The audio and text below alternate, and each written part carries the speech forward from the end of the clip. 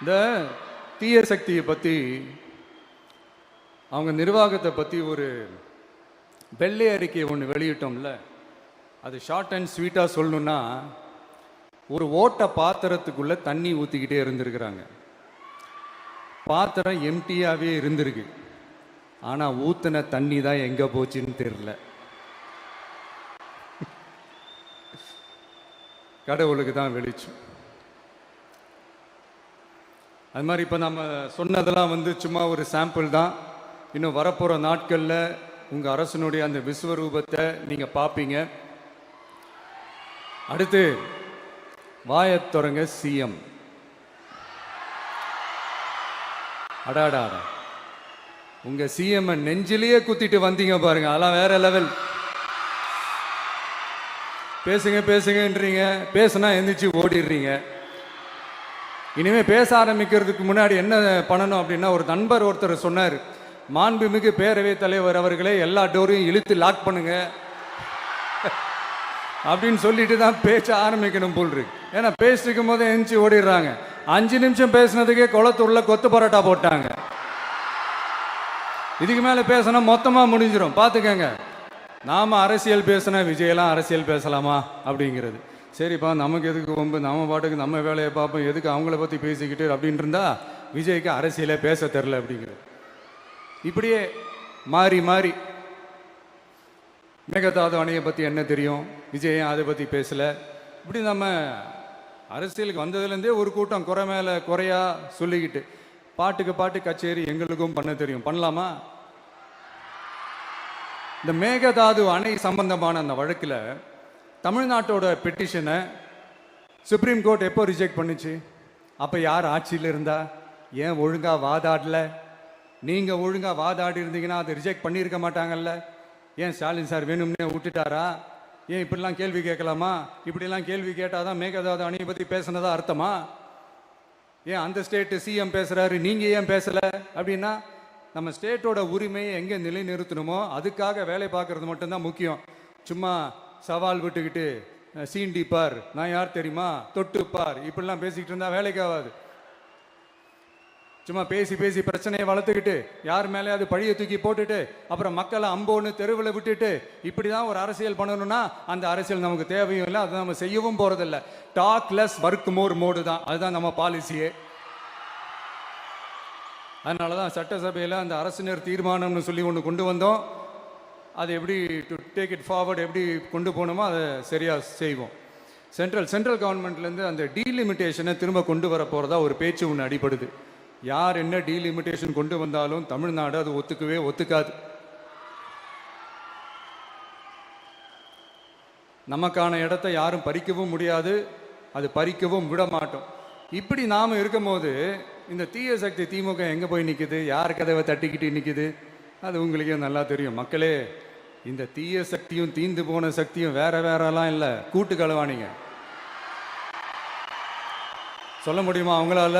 எங்களுக்குள்ள ஒட்டும் இல்லை, உறவும் இல்லை, அறிவிக்க முடியுமா, நிரூபிக்க முடியுமா? இந்த வரப்போற இடைத்தேர்தலில் அதை நிரூபிச்சு காட்டுங்க, அப்புறமா பேசுங்க. மக்களை, என் மனசை விட்டு கரூர் எப்பவும் நீங்கவே நீங்காது. நமக்கு ஏற்பட்ட வேதனையான சம்பவத்தை, நமக்கு எதிராக நடந்த சதிய சூழ்ச்சிய இனி வர்ற ஜெனரேஷனும் அவங்களுக்கு தெரியப்படுத்தணும்ல. அதுக்காகவே இனி ஒரு அரசியல் சதிய, அரசியல் சூழ்ச்சிய யாரும் யோசிக்கவே கூடாதுன்றதுக்காகவே கரூர்ல ஒரு நினைவு சின்னத்தை நம்ம டிவிகே சார்பா அமைக்கப்படும் அப்படின்றத அறிவிக்கிறோம். அப்புறம் கரூர்ல இருந்து ஒட்டுமொத்த தமிழ்நாட்டு மக்களுக்கும் சொல்றேன், உங்க டிவிக்கு அரசு உங்களுக்காகத்தான் உழைக்கும். அடிப்படை வசதிகளை முதல்ல நிறைவேற்றணும். ஒரு பக்கம் நிதி நிலைமையை சரி செஞ்சுக்கிட்டே, இன்னொரு பக்கம் அப்படியே நாம சொன்னதுல ப்ரையாரிட்டி பார்த்து ஒவ்வொன்றா படிப்படியா நிறைவேற்ற ட்ரை பண்ணுவோம். இது எப்பவும் உங்களுக்கான அரசா தான் இருக்கும். இந்த விஜய் உங்க விஜயா தான் இருப்பான். நீங்க உரிமையோட உங்க கவர்மெண்ட்டை நீங்க அணுகலாம். இந்த தீய சக்தி ஆட்சி முடிஞ்சு பொட்டிக்குள்ள போனதுலேருந்தே என்னென்னமோ பண்றாங்க, ஏதோ பேசுறாங்க, சோஃபாங்கிறாங்க, வாஷிங் மிஷினுங்கிறாங்க. இந்த அரசியல் வியாபாரம் பண்ணுறதுக்கான அந்த வெண்டிங் மெஷினே அவங்க தான். யார்? இந்த திமுக. இதில் நம்மளை பார்த்து வாஷிங் மிஷினுங்கிறாங்க. எலெக்ஷனில் ஓட்டுக்கு காசு கொடுக்குற அந்த கலாச்சாரத்தையும் அந்த கல்ச்சரை அடித்து நொறுக்கி இருக்கிறோம். எலெக்ஷன்லேயே அப்படி வேலை பார்த்த நமக்கு எதுக்கு இந்த குதிரை கழுதை ஒட்டக பேரெல்லாம்? மக்களின் பக்கம் அப்படி இருக்கும்போது நமக்கு எதுக்கு இந்த பேரெல்லாம்?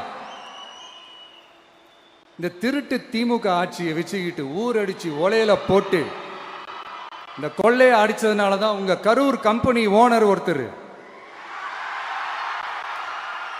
எங்க எங்க இருக்காருன்னே தெரியாம ஓடு ஓடு ஓடு ஓடு ஓடு ஓடு ஓடு ஓடு வராம் பாரு வேட்டக்காரன்